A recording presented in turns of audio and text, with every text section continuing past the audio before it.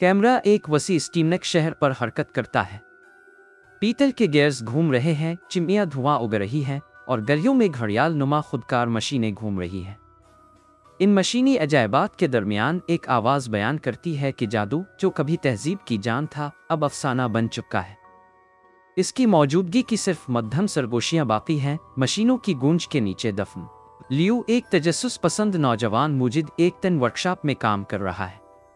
वो गियर्स आधी बनी हुई मशीनों और खाकों से घिरा हुआ है। लियू एक घड़ियाल नुमा परिंदे से मायूस है जो उड़ने से इनकार करता है। जब वो तहरीक की तलाश में होता है तो वो अपने मरहूम दादा के संदूक में छपी एक पुरानी चमकती हुई किताब दरियाफ्त करता है।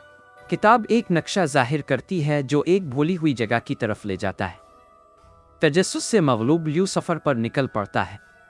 वो घने जंगलात उबूर करता है, कमज़ोर पिल्लों पर चलता है और धुंध आलूद पहाड़ों पर चढ़ता है, नक्शे और अपने बढ़ते हुए तजस्सुस की रहनुमाई में।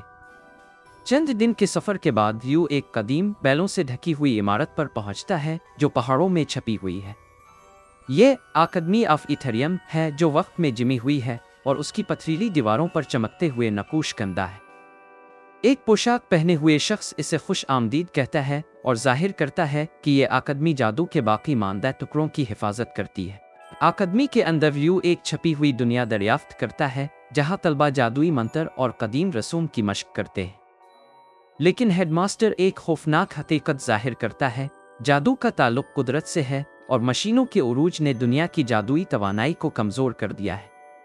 वो लियू से मदद मांगते हैं कि जादू और मशीनरी को मिलाकर तवाज़ुन बहाल करें। लियू अकादमी के तलबा के साथ मिलकर इमजुट तख्लीक करता है जो जादू और मशीनरी का इम्तिजाज है। वो एक प्रोटोटाइप बनाता है, एक घड़ियाल नुमा खुदकार मशीन जिसे जादुई तवानाई से चलाया जाता है। इस ईजाद से अकादमी में जादू का एक नया शोला भड़क उठता है, लेकिन ये सिर्फ शुरुआत है।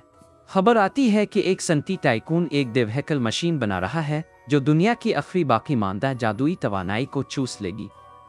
अकादमी समझती है कि उन्हें फौरी तौर पर कार्रवाई करनी होगी।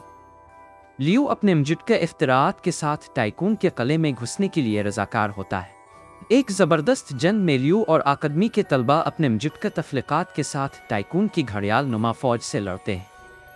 लड़ाई शदीद होती है, लेकिन लियू की ईजाद टाइकून की मशीन को दिरहम बरहम कर देती है और जादुई तवानाई की एक लहर दुनिया में वापस आज़ाद हो जाती है।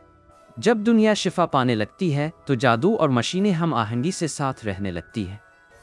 अकादमी अपने दरवाजे अगली नस्ल को मजुटका सिखाने के लिए खोल देती है। लियू जो अब एक मोतबर मुजिद और जादूगर है, देखता है कि दुनिया हैरत के एक नए दौर में दाखिल हो रही है।